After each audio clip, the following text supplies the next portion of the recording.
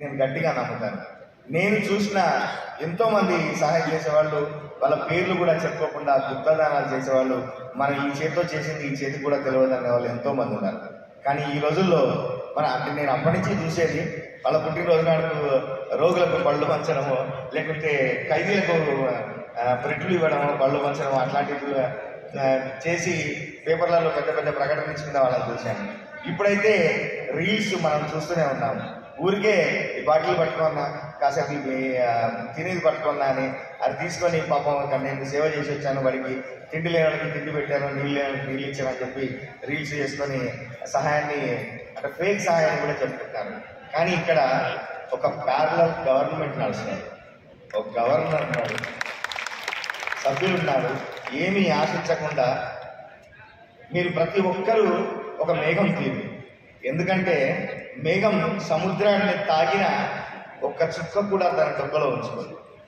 అంతా మళ్ళీ మన్ను కోసం మట్టి కోసం పంపిస్తుంది. అట్లా మీలో ప్రతి ఒక్కొక్కరు ఒక మేఘం తీరుగా నాకు కనిపిస్తున్నారు. మీ సేవాభావానికి మరొకసారి నా ప్రత్యేక ధన్యవాదాలు తెలియజేస్తున్నాను.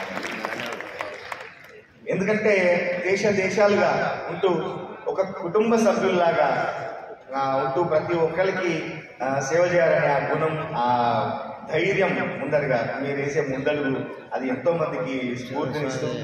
ఇంకా చాలా మంది రావాలని మనస్ఫూర్తిగా కోరుకుంటున్నాను.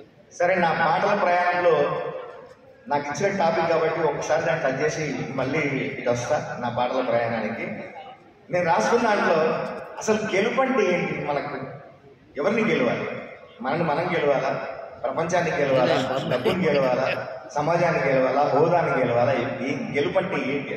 సార్ కూర్చోండి. ఉండేదేమో నెంబర్ 1 అంటే ఒకే ఒకటి, దాని తర్వాత అంతా రెండే. ఒకటి అనేది 10 అయితే ఉండదు. ఆ ఒకటి కోసం ఎంతమంది పోటీ? ఏది గెలుపు అని? ఉలితో చెలిమిని చేస్తేనే శిల్పం అవుతుంది, సమ్మెట సావాసంతో ఇనుము ఆయుధమవుతుంది. ఇక్కడ రాసినట్లు మీరు గమనిస్తే ఉలితో చెలిమిని చేస్తే అన్నాను. ఉలి దెబ్బలు తింటే కష్టపడితే తనను తాను మలుచుకొని శిల్పం అవుతుంది రాయి అనట్లేదు నేను. ఉలితో చెలిమిని చేస్తేనే అంటే కష్టం చేస్తేనే, ఆ కష్టాలతో మన స్నేహం చేస్తేనే మనను మన శిల్పంగా మలుచుకోగలం. సమ్మెట సావాసంతో ఇనుము ఆయుధం అవుతుంది అని చెప్పాను. ఆ సమ్మెటతో, ఆ పోట్లతో మన స్నేహం చేసి చెలిమి చేస్తేనే మనం ఒక ఆయుధంగా మారుతాం.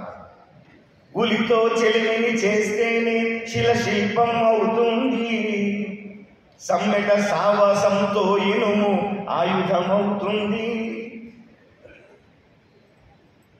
రాయి రాయి రాజుకుంటేనే పుట్టుతాదిరా నిప్పు, గొంగలి పురుగే సీతాకోకగా మారకుంటేనే తప్పు, పడిపోతే ఇది పతనం కాదని దించిన తలపైకెత్తు, పడినా లేచే కేటంలాగా తీరాన్నే ముంచెత్తు. అది కదా గెలుపు అని.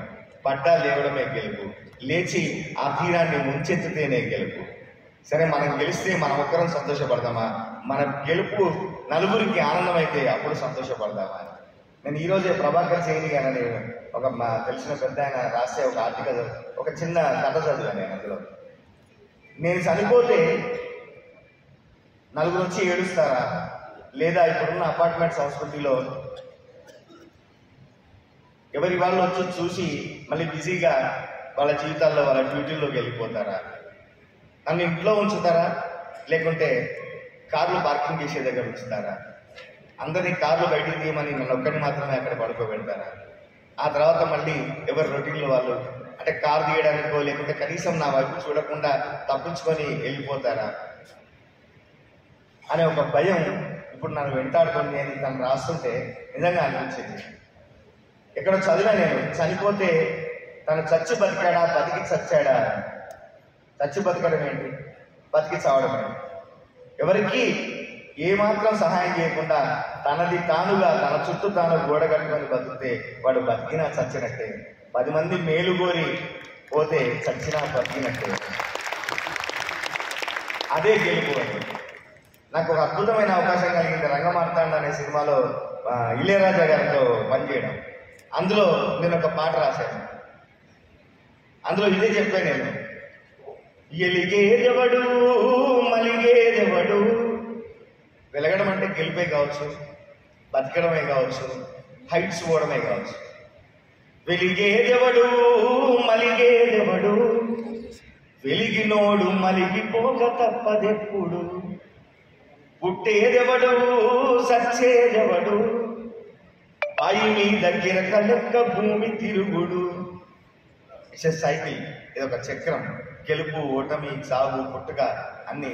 ఎందుకంటే పొద్దున చుట్టూ చుక్కల్ని పెట్టుకొని చంద్రుడు వెలిగిపోతుంటే మళ్ళీ సూర్యుడు వచ్చేసరికి వదలమాట దాక్కుంటాడట. ఆ సూర్యుడు వెలిగినప్పుడు చంద్రుడు మలిగిపోతాడు, చంద్రుడు వెలిగినప్పుడు సూర్యుడు మలిగిపోతాడు. ఇది కామన్. అందరి జేబులో దేవుడు 100 పెట్టి పంపిస్తే, అందరి జేబులో దేవుడు 100 అనే ఆయుష్ 100 ఏళ్ళు పెట్టి పంపిస్తే, కొందరు తొందరపడి ముందే ఖర్చు పెట్టుకుంటారు. వాళ్ళ 100ను పూర్తిగా ఆస్వాదించే లేకుండా ముందే ఖర్చు పెట్టుకుంటారు. నేను నాదని గోడగట్టుకుంటావెందుకు, నేను నాదని గోడగట్టుకుంటావెందుకు, గడ్డి తిన్న ఆవు కూడా పాలిచ్చుడే కమ్మతి, గడ్డి తినే ఆవు కూడా పాలిచ్చుడే కమ్మతి, బుద్ధిజీవులం మనకెందుకురా ఈ ఆపత్తి అని రాశారు. ఆ పశువు కంటే మనం మేలు కదా, మనకున్న జ్ఞానం, మన ఇంద్రియాలు వేరు కదా అని చెబుతూ అట్లాంటి అవకాశాలు కూడా నాకు దొరికినాయి. సరే, నా పాటల ప్రయాణానికి వస్తే